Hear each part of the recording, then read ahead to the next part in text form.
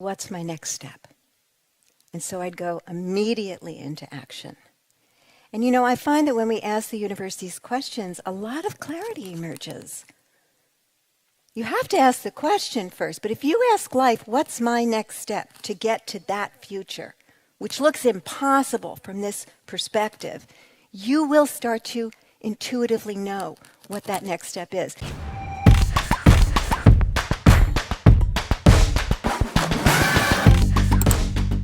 So about 25 years ago, I was a graduate student. I was getting my master's degree in clinical psychology. And I was incredibly shy. I was shy in the way where it made it hard to look people directly in the eyes. And at the time, I was kind of a starving student. I was living hand to mouth. I had had a modestly successful career as a singer, and I think the word successful, I'm using it in the most generous term of the word. I had founded or co-founded a nonprofit organization that was doing work with the homeless, but I was still struggling. I was still trying to find myself, really. And in the midst of this, I started to feel intuitively that somewhere in the future, that I was going to be speaking to thousands of people. Now, this didn't make any sense to me at all. The gap was so severe, I was actually confused by that kind of premonition. So I called my mom, and I said, "Mom, I think I'm going to be speaking to thousands of people." And this is when I learned the lesson that if life is giving you the seeds of a vision and they're emerging in the depths of your being, you probably don't want to call your family and tell them about it. Because my mom said to me, "Well, what the hell are you going to be talking about?" Because we're from New York. And I didn't know how to answer that question. I certainly had no level of mastery over any area of my life. I was still kind of struggling and trying to figure it out. And I certainly never dreamed that I'd be speaking about love, because that part of my life was just a disaster. And yet I kept having this feeling that I was going to be a teacher. And I would elevate and educate and inspire people. The one thing that I did know about this is that if this was the future that was possible for me, that I should probably become a person who actually had something valuable to say. And that I should probably focus on becoming a person who was trustworthy with that kind of power, the power to influence people. And that I should certainly become the kind of person who could actually look people in the eyes when I spoke to them. And so this kind of became my North Star, this possible future that I had no particulars about what that might even look like. And I began to hold myself accountable for being who I might need to be in order to fulfill upon that future. And so I up-leveled my game. And I started to really take my spiritual path much more seriously. And I started to take my psychological development much more seriously. I started to hold myself accountable and measure all of my actions and my choices against this possible future. I forgave people, I chose the high road, I made amends wherever I could, I began to keep my word, I began to study more diligently, and all inside of becoming the person I might need to be to one day stand in front of thousands of people and have the opportunity to speak. And I even worked with my physicality. So I would be walking down the street in the morning, and I'd think to myself, well, how would a world leader of love and light walk down the street? And I'd stand a little taller, and I'd walk a little, more straight up, and then I'd walk into the local Starbucks, and I'd ask myself, well, how would a world leader order her morning coffee? And I'd look the barista straight in the eye, and I'd say, "I'll take a tall Americano, please," in this very noble way. And see, it was that future that actually began to give who I was being in the present.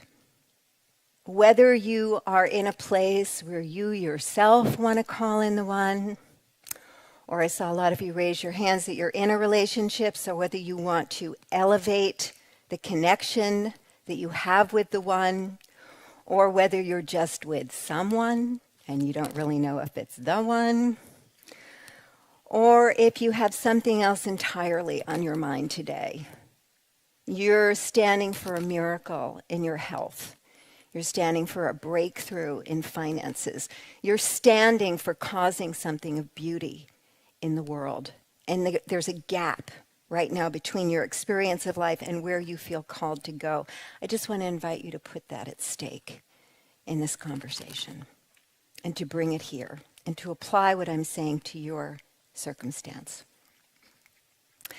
So my own miracle in love began 20 years ago, really maybe 20 years and 6 months ago, to be exact. And it started with where all miracles start, which is that I had no chance in hell of this ever happening. And I was 41 at the time, and I had never been married, and this was a source of great disappointment to me because I had longed for a partner. I longed for a family. I wanted to have a child. And so I was kind of adjusting myself and trying to make the best of it. But I felt very disappointed.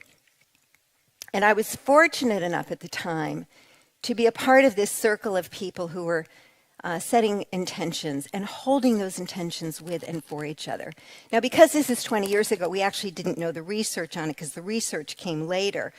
But I want to tell you that Princeton University has come out with a study that when bonded groups of people are holding an intention together, that it's 6 times more likely to happen than if you're just holding it on your own. So I just validated you taking all this time to come and be with your friends at Mindvalley and sharing your visions and your intentions with each other. So this is what we were doing in this group. And mostly people were focused on they wanted to double their income, or they wanted to buy a house, and they were manifesting these things. But I wanted to call in love. So I called a friend from this group, and I was kind of fueled because I was coming off yet another failed love affair. It wasn't like no one was showing up in my life. I had, relationship after relationship after relationship, but unfortunately, they were always impossible relationships. I had a pattern of attracting in unavailable people, so like married men, engaged men, commitment-phobic men, alcoholic men, workaholic men, gay men who wanted to explore had a thing for me.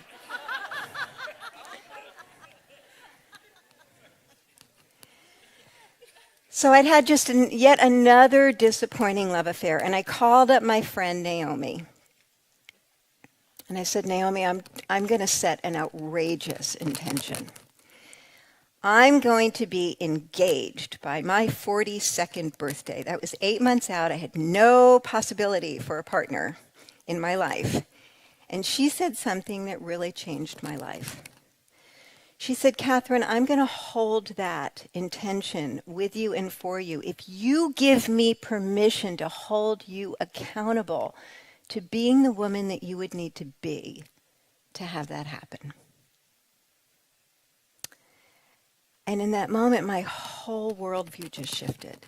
Because rather than, running out frantically to try and find love to meet that deadline, I turned my whole attention towards myself to identify and release any hidden internal barriers that I had not been aware of until that point. I took full responsibility for myself as the source of my experience. And once I shifted my attention towards seeing myself as source, all sorts of things began to be revealed. Every morning I would sit on my meditation cushion and I would imagine that future as though it were already happening now. and I'd put it into my body. What does it feel like to have that person's hand on the small of my back? What does it sound like when he's singing in the shower or talking on the phone in the next room? What does it smell like when he brings roses to me or when he's cooking dinner for me? And I would just imagine, and because I wanted to have a baby, I imagined like, what might it feel like to have a bowling ball in your belly and you're waddling through the kitchen? So I began to imagine this, and then I would ask myself 3 critical questions. I would ask myself, Katherine, what would you need to let go of in order to make room for this vision to come to you? What would you need to release from your life? A relationship, an old habit, a belief, toxic dynamics. What would I have to let go of? The second question, how would you need to grow yourself and develop yourself in order to be ready when this relationship comes to you? How will I need to communicate? How will I need to handle my own big emotions so that I stop being so hot-tempered? How do I pace relationships so that I can build trust rather than just assume trust and then get myself all disappointed? And then the third question is, what's my next step? And so I'd go immediately into action. And I find that when we ask the universe these questions, a lot of clarity emerges. You have to ask the question first, but if you ask life, what's my next step to get to that future, which looks impossible from this perspective, you will start to intuitively know what that next step is. So I wasn't having burning bush experiences. I would get up from my meditation cushion and I'd suddenly notice for the very first time that in my apartment there were only pictures of single women nobly staring off into space. So I took the girls down and I put them in the closet. I put up new pictures that represented community and love and relationship and togetherness. One day I just got inspired to clean out my closet so that he would have a place to put his things. I noticed that I had my bed, which was a double bed, but I had it pushed up against the wall so that you could only get into it from one side. So I feng shuied the bedroom. I turned the bed catter corner. I put 2 night tables there. But really what started to happen was actually deeper. I started to see all of the inconsistencies within me. I started to inquire into, what are the parts of me that don't actually want a relationship? Well, I actually really discovered that I love my freedom. And I didn't really want to be dominated by someone else's agenda or their needs. I also saw that I had a belief in this either-or kind of universe where either I got to have a mission-oriented career, I got to be a creative person, a force of nature in this universe, or I got to be in a relationship. See, but once I made it conscious, then I could say to myself, okay, well, that's option A and option B. What about option C? Like, what would it look like to actually have a relationship where you can become more than you are because you're so loved and you're so supported and you have someone in your corner who's always rooting for you? It was like a new concept. But I also began to see all the ways that my past was in my present and preventing me from actually manifesting that future. I saw the ways that I was still holding on to resentment, where I was still victimized by things that had happened to me. God bless you, God bless you. Where I was still victimized by past boyfriends. I mentioned that I had a nonprofit, and I had a big resentment at this time towards my co-partner, which we had dissolved the organization, and I had a lot of anger towards him about how that happened. Because originally it was my idea and my vision. It was quite a beautiful vision, what we were doing. We were actually bringing songwriters down to Skid Row to co-write music about people's transformation. And then we were supporting them to rejoin the community by giving them the sense of belonging. It was really quite lovely. And it became a thing in the LA music community. We had like 1,000 musicians participate. It lasted for 5 years. It was a big deal. It was beautiful. We had star artists recording the songs. But when I left, he was kind of my half in, half out boyfriend. So we had a lot of turmoil. And when we ended our relationship, my worst fear happened, and he kept the organization. And then he did nothing with it, so it died. So I was seething about this. Now, I knew I didn't want to bring this into my next relationship. But inside of giving up victimization, inside of this commitment, I actually asked myself for the first time, Katherine, what was your part in that? And again, when you ask, all the answers come. And I suddenly saw that really when I was given that vision in the beginning, I didn't actually believe in myself. And so I didn't know him very well at the time. We went out to dinner. I told him about the vision. I really wanted to just suss out whether he thought it was a viable thing to do. He loved the vision.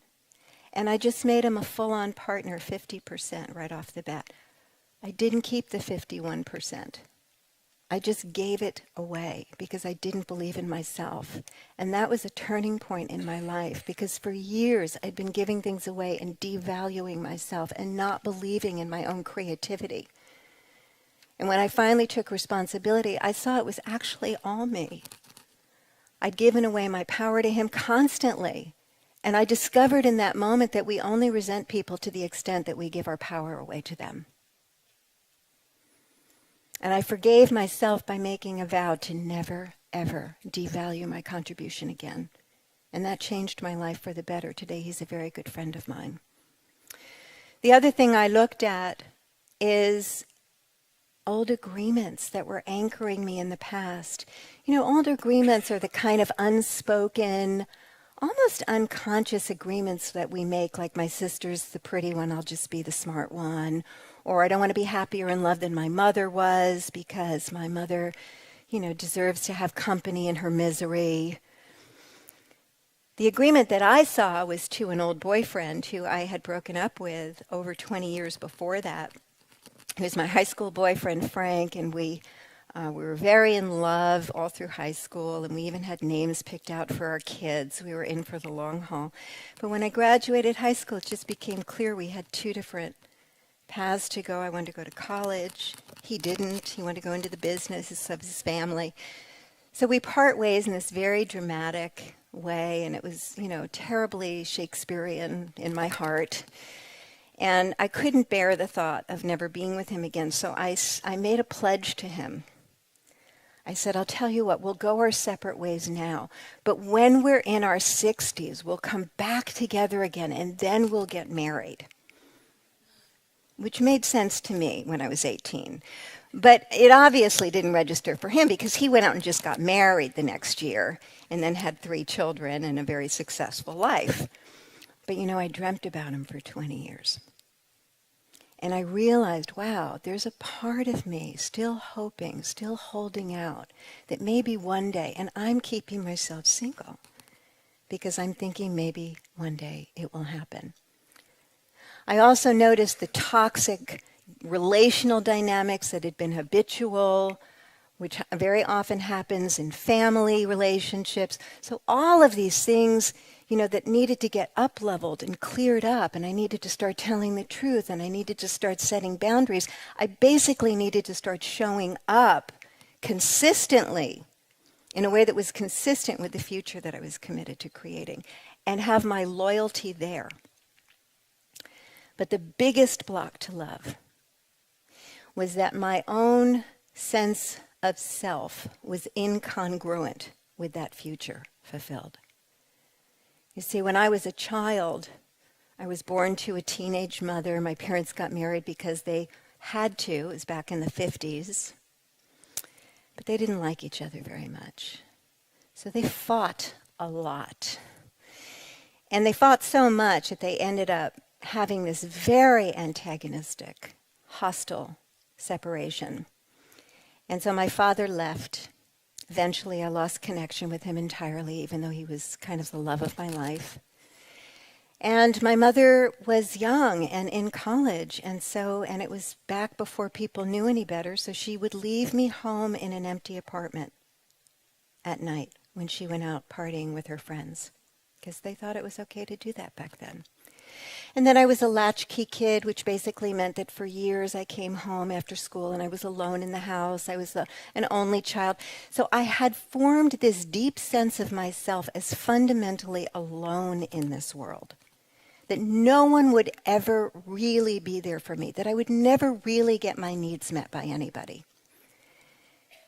And inside of, now I think a lot of us know these kind of core wounds and the meaning that we make and then the mishigash that it kind of creates in our lives. But what was different about this time, because I'm owning myself as the source, I asked myself, how am I the source of keeping this story alive? How is it that I have managed to stay on my own for all of these years? So in other words, I wouldn't even be victimized by my own consciousness. I wanted to know how it was actually happening through me and not just to me. And inside of that inquiry, I started to see very clearly, well, number one, that I would get involved with people who would predictably not be able to be there for me because they were committed elsewhere. Number two, that I had lowered my expectations so much that I didn't even bring my deeper feelings and needs to the relationship. I would just be the one who gave all the time. In a way, that was kind of a safer position because it was the power position. I'd never really have to experience the disappointment of people not being there for me. I perfected the art of self-sufficiency. I rarely asked for support. I didn't let people into my inner world. And so when I saw that clearly, I asked myself, sweetheart, what's actually true about this story that you're all alone and no one will ever be there for you and everyone will always leave? And I realized it wasn't even true.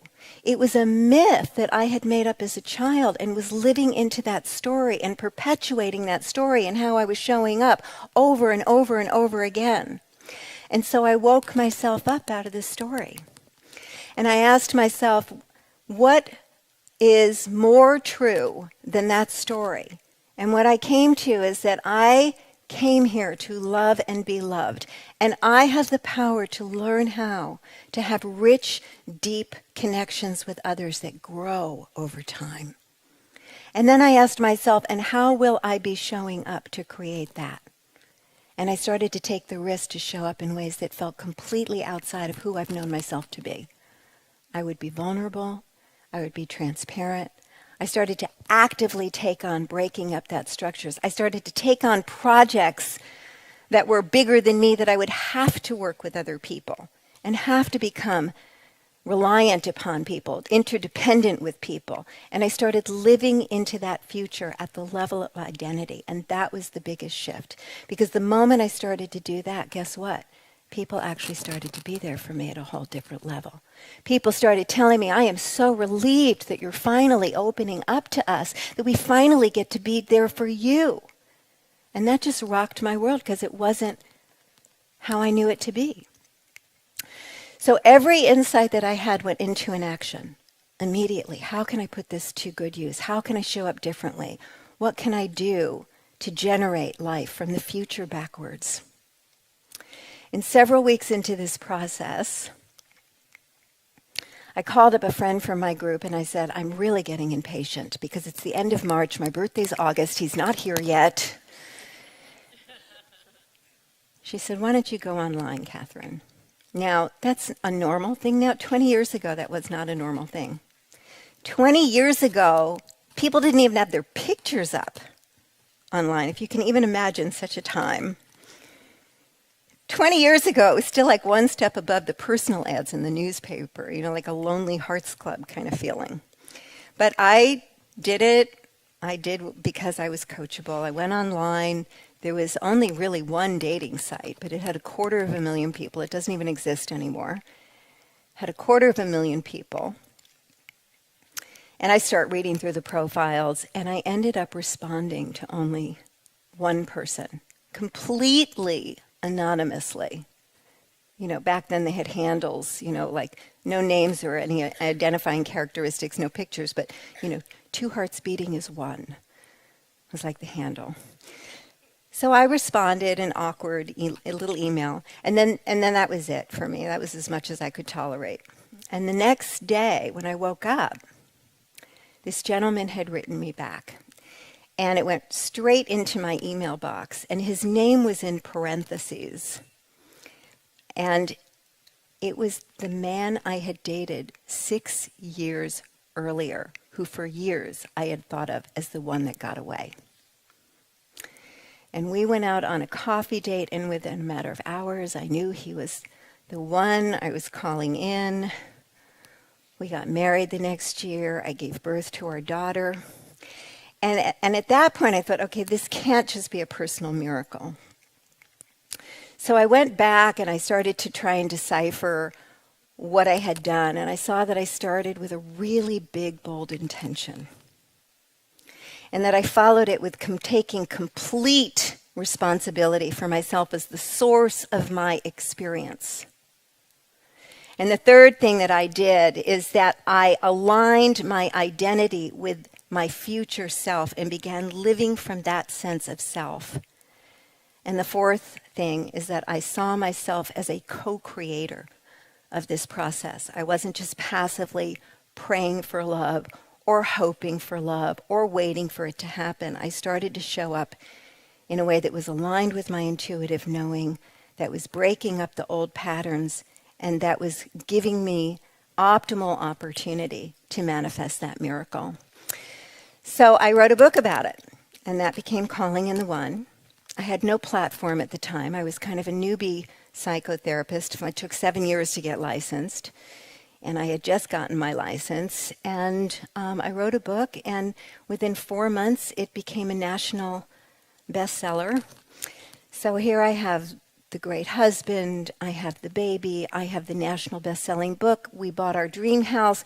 Thousands of people started coming to me to teach them how to manifest love. I was kind of living happily ever after to the hilt. I had it down. And then, of course, a decade in, we decided to get unmarried. So I had a little PR problem on my hands.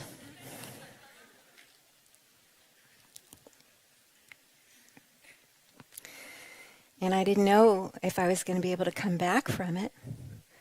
But I wasn't willing to stay married for PR reasons. I needed to live an authentic life. And so I trusted the process. And Mark and I decided to get unmarried, not because anything was so horrible in our marriage, but because we'd really grown apart. And we felt that what was really strongest between us was co-parenting our daughter. Now, I'll tell you, when we first decided this, I was terrified it was going to be like past breakups, because I have had some very bad breakups. We had Frank, who I dreamt about for 20 years. I had another breakup in there where I started smoking again. I didn't eat or sleep for a year. Half the hair on my head fell out. It was very, very traumatic. So I was afraid of that happening. But the biggest fear I had was that my daughter was going to be damaged, because we all know that divorce damages children, and certainly my parents' divorce did a lot of crazy stuff to me. And I saw, Mark also had parental alienation. His parents got divorced. So we were very sensitive to this. And the other thing I noticed at this time is that I did feel, socially embarrassed, double so because of Calling in the One. But I also felt a shame that I knew a lot of other people feel at the end of a breakup. And so one day I was just sitting with this sense of shame. And what I know about shame is, guilt is when we violate our own internal rules. But shame is when we violate the rules of our culture. When we're not being who we're supposed to be in this life. And so I thought about it, and I wondered, whose standards am I holding myself accountable to? And that's when I realized that we're all kind of inside of the happily ever after myth. So I got curious about that, and I went to research that. Like, who made this story up anyway? Because we have it like God made the mountains, God made the sun, and God made happily ever after. And what I discovered is that it's a 400-year-old myth that started not far from here in Venice, Italy, when the life conditions were exceptionally different than they are today. First of all, the lifespan was less than 40 years of age. There was certainly no mobility where people were moving around. There was very little choice. Half the children were struggling with illness to the point where only half of them would become 16. The rest would die. In that world, okay, probably smart to keep the parents together. And you also notice in Happily Ever After that there is this expectation of upward mobility. Because all of Happily Ever After, is about a pauper, a commoner, marrying a noble person. Well, did you know in Venice, Italy, 400 years ago, that there was actually a law on the books that would prevent such a marriage? So that if you were born in poverty, you were most certainly going to die in poverty. So we have to realize that these cultural constructs come out of the life conditions of the day. And when I thought about it like that, I realized, well, the life conditions of our time is serial monogamy. I'm not promoting serial monogamy, but most of us are slated to have 2 or 3 very significant relationships in our lifetime. Those are the statistics. So I thought, well, we're up-leveling our exercise programs and our diets and our educational practices. Shouldn't we maybe consider up-leveling our separation practices? Even though I'm pro-marriage, I'm not pro-misery. And I'm certainly not pro-hostile divorce because I know what that does to children. So Mark and I got together and we decided that we were going to align upon the possibility that our daughter could have a happy childhood and that we could actually create a happy even after family and a post-divorce family that was cohesive and kind and contained, where she wouldn't have to choose sides or she wouldn't have to deal with the festering resentments. Now, there was some inner work that we had to do in order to do that. And the inner work was that we had to manage our emotions, because there's almost a biological component when we're breaking up with people. Psychologists call it a rupture of attachment. It can be a very traumatic thing. And most of us know that we can behave uncharacteristically bad at the end of love and do things that we later regret terribly. Or we see that other people have done that to us. The Japanese have a saying that says, you don't know your wife until you divorce her. So I created these steps that allowed us to do this well, that would allow us to live in alignment with our ethics as opposed to our overwhelming emotions, so that we could show up in integrity with who we actually are, and even a positive future happening, not just for ourselves, but for everyone involved. So finding emotional freedom, learning how to manage those emotions and actually take the negative energy and transform them into good. Or reclaiming our power in our life, which is really about noticing the deep, dark resentments that we hold on to. And let me just tell you something. If you are a person who's struggling with resentment, it's probably because somebody behaved badly. See, we just have to validate the hurt that we've experienced relationally. It happened. It did happen. It was a violation. So we don't want to skip over that, but we don't want to be dominated by it. So I like to say, even if someone was 97% wrong, you want to look at your 3%, because that's what you can get your life from. Because you look at that 3%, you say, okay, even though, that person was a narcissist and they were malignant and they did all this stuff to me, the truth is that I was giving my power away to that person. I was pretending to be less than who I am. I was ignoring my own deeper knowing. I was dismissing my feelings and needs in service to taking care of the perceived feelings and needs of someone else. See, once you start to look at your 3%, that's a very consuming place to be putting your attention. We have a lot of work to do on ourselves on that 3%. So, forgiveness is an organic process when you really wake up to yourself as the co-creator of a dynamic.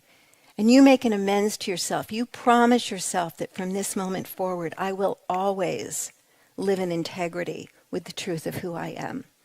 I will always honor my deeper knowing and take responsibility for myself. I will always negotiate for my needs. I will always take responsibility for presencing myself. Right? So you can get your life out of that moment. And know that your whole life is going to change, not just in intimate love, but everywhere, because you've been doing it everywhere.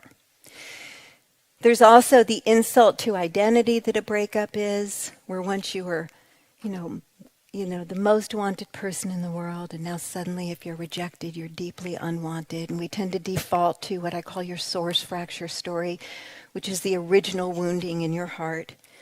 So breakups have broken us open to have a complete transformation at the level of identity. And to begin to see how we have been duplicating old wounds in that relationship. And if you can really take responsibility for yourself as the source, you could even start to see how you almost set somebody up to fail you in the same ways. See, this is really the truth. This is the truth, and this truth is what does set us free. Because we can finally go back to that original story, that consciousness that we landed upon about who we are in relationship, and we can begin to challenge that part of us and recognize the deeper truth of ourselves as worthy, as powerful, as already deeply loved. And we can begin to mentor that younger self in our bodies so that he or she is no longer running the show. And we can start to show up in our power, in our integrity, and in our authenticity in relationships. So those are the first 3 steps that are internal. The 4th and 5th is about how to create peace, how to generate cohesion, how to create healing, how to dissolve the resentments between you, how to set up structures where everyone gets to win moving forward, how to align your community on the new form of relationship. And so I wrote all of this down too.